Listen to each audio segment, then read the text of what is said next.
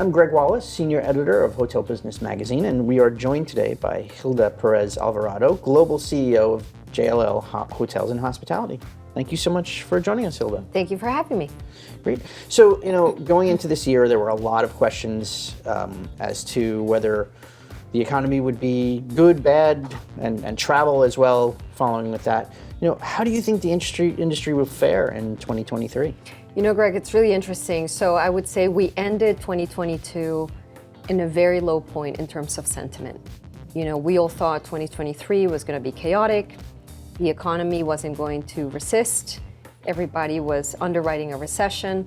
And obviously we have a lot of tailwinds, right? Or headwinds, from what's happening geopolitically, not just in the Ukraine, but the China-US tensions, the economy, et cetera. The good thing is it feels like we've turned a corner.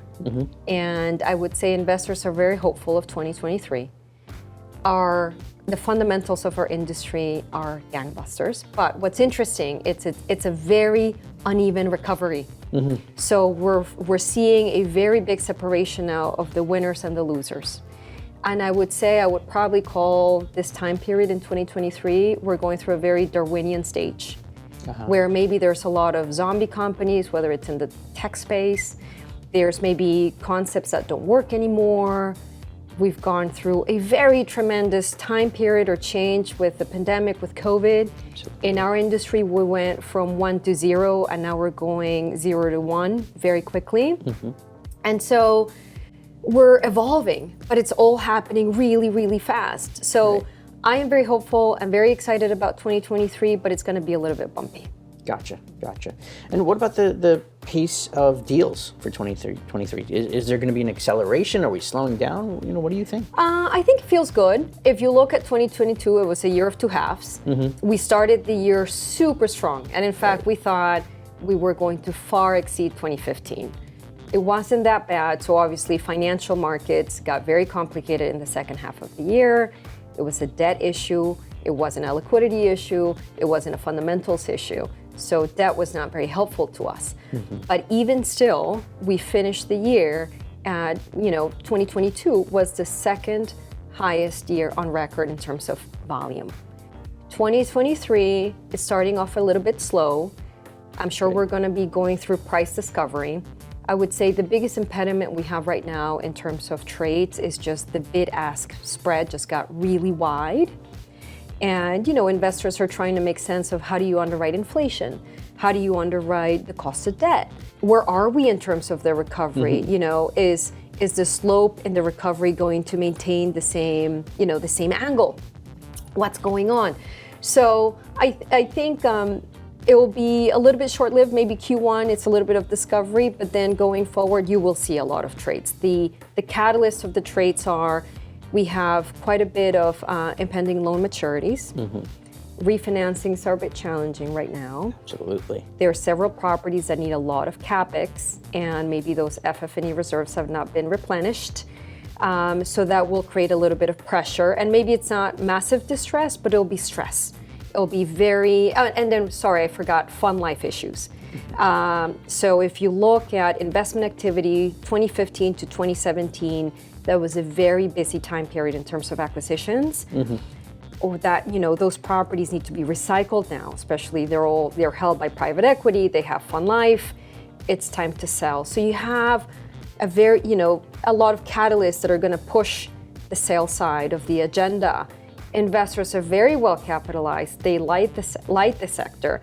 We just need to make sure that from a pricing perspective, there's a match. So we're going to figure out what that match is, I would say the first quarter of the year, maybe the first half. Right. A lot of questions. A lot of questions. Yep. So what about JLL? What is JLL focusing on for the coming year? We are focused on many things, and so it's probably going to sound like we're not focused, but we have a very big agenda. Gregg, we've gone through a very big transition since 2019. Absolutely. We had a merger, we had a change of leadership, every single region, globally. COVID happened, recovery happened, and we also had a little bit of changes in our team in terms of talent leaving us, talent coming in, but now we have all the pieces on the chessboard, and it feels really good. And so We now are able to focus. We have a very big global focus at the moment, where connectivity, I would say, is at the highest in terms of us with the rest of the global regions. Our business is global, so it is important that we're connected. Me personally, I'm very focused on that, on the cross-border trades. So international investors going to the U.S., U.S. investors going abroad. And by the way, it's not just on the GP side, but on the LP side, so tracking where that money is flowing. So that's a very big focus of ours. Kevin Davis, who's now the America CEO, Yes. he dual hats in terms of being America CEO and then also covering our debt space. There's a very big debt focus, especially in lieu of what we just discussed. Indeed. We just hired two exceptional brokers, amazing track record to focus on our select service space. So that's also a very big focus of ours. And then from a defensive, strategy, we're focusing on the biggest markets and the biggest deals. Now, it sounds like a lot, but we have a very big team, Right. and we're multidisciplinary. So a lot of balls to juggle in the air, but I feel really good about it. It's going to be a good year. Great.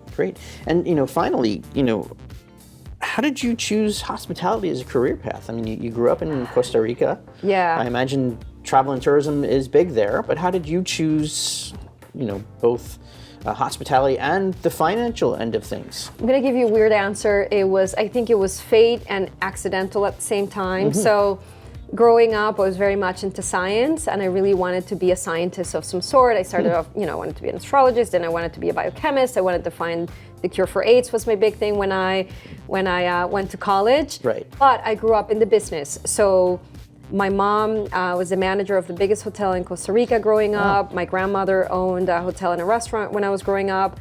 And my dad's an economist. So I am the byproduct of two of my parents' There you go. careers. I grew up in many places. I like to consider myself a global citizen. I'm basically a nomad. I have a soon-to-be 3-year-old, and we're raising her to be the same. Whether it's Right. right or wrong, it worked for me. Hopefully it works for her. Absolutely. But long story, I went to Cornell to be a biochemist. 2 days into Cornell, I decided to join the hotel school and focus on this industry. So I'm very lucky. It doesn't feel like work. I love what I do, and my That's great. career mirrors my personal interest, which is travel, tourism, people, deals, because it's math. So there's an answer, if you will. So that's how it happened. Fantastic. Well, Gilda, thank you so much for joining us today. I really, we appreciate it. Thank you. Thanks. It's great.